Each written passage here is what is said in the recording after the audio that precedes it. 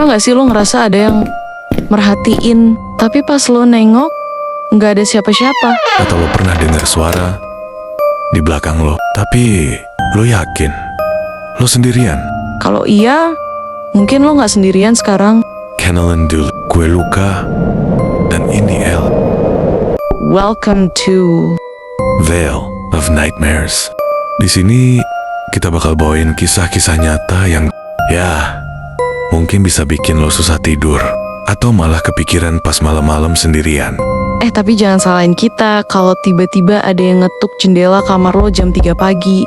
Makanya subscribe dulu. Siapa tahu bisa jadi pelindung lo Dari mereka yang suka ngintip dari kegelapan.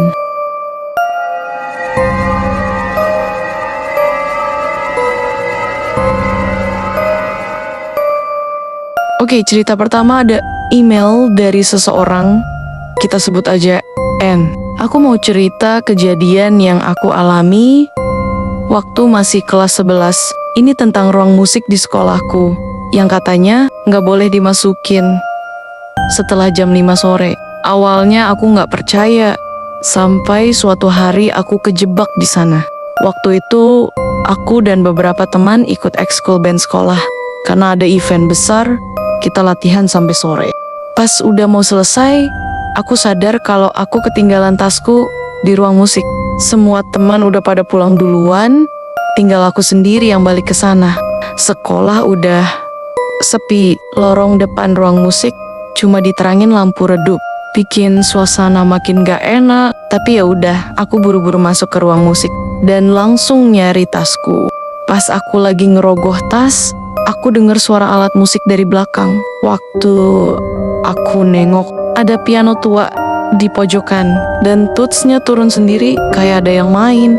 Aku langsung merinding, tapi yang bikin makin parah, pas aku buru-buru mau keluar, pintunya nggak bisa dibuka. Padahal tadi pas masuk, biasa aja. Aku coba dorong, tarik, bahkan nepok-nepok pintu sambil manggil satpam. Tapi nggak ada yang denger. Terus suara piano tuh berhenti dan ganti jadi suara nyanyian pelan, kayak suara cewek yang nyenandungin lagu. Aku nggak ngerti liriknya, tapi suaranya makin lama makin deket. Aku ngelirik kaca kecil di pintu. Ada seseorang di sana. Mukanya pucat, rambutnya panjang, nutupin setengah wajahnya. Matanya kosong, dan bibirnya terus bergerak, nyanyi tanpa suara. Aku langsung mundur ke belakang. Napas udah gak karuan. Dan pas aku lihat ke kaca lagi, dia udah gak ada. Tapi pintunya tiba-tiba kebuka sendiri. Aku gak pikir panjang, langsung lari keluar. Sejak kejadian itu, aku gak pernah berani masuk ruang musik sendirian lagi. Apalagi pas sudah sore. Karena katanya ada murid yang dulu pernah bunuh diri di situ, dan dia suka nemenin orang yang sendirian.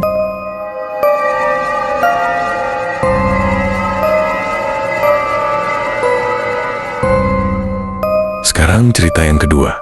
Email dari seseorang yang kita sebut aja R. Aku mau cerita tentang kelas lama di sekolahku. Katanya, ada sosok yang selalu jaga kelas itu, dan dia nggak suka kalau ada yang ngelanggar aturan. Di sekolahku, ada satu kelas di lantai 3 yang terlihat angker. Kabarnya dulu ada murid yang nggak sengaja jatuh dari jendela kelas itu, dan katanya dia nggak pernah benar-benar pergi. Tapi ya, aku nggak percaya hal kayak gitu. Sampai suatu hari, aku kena hukuman dan disuruh bersihin kelas itu sendirian. Awalnya biasa aja. Aku nyapu, ngepel, semuanya lancar. Sampai aku ngerapiin meja-meja yang posisinya agak berantakan. Aku geser satu meja ke tempat lain. Dan tiba-tiba ada suara ketukan dari lemari belakang. Pelan, 1, 2, 3 kali. Aku diem, nahan napas. Tapi pas aku balik badan, gak ada apa-apa. Aku lanjut beresin meja. Tapi baru beberapa detik, ada suara lain. Meja yang tadi aku geser tiba-tiba balik ke posisi semula. Aku langsung ngerasa ada yang nggak beres. Aku buru-buru ngambil sapu buat pura-pura sibuk. Tapi tiba-tiba lampu kelas kedip-kedip. Dan di pantulan kaca jendela ada bayangan berdiri di belakangku. Aku langsung lari keluar. Setelah itu, aku baru dikasih tahu sama teman-teman kalau di kelas itu meja dan kursi nggak boleh digeser. Soalnya ada penjaga yang bakal balikin semuanya ke tempatnya semula.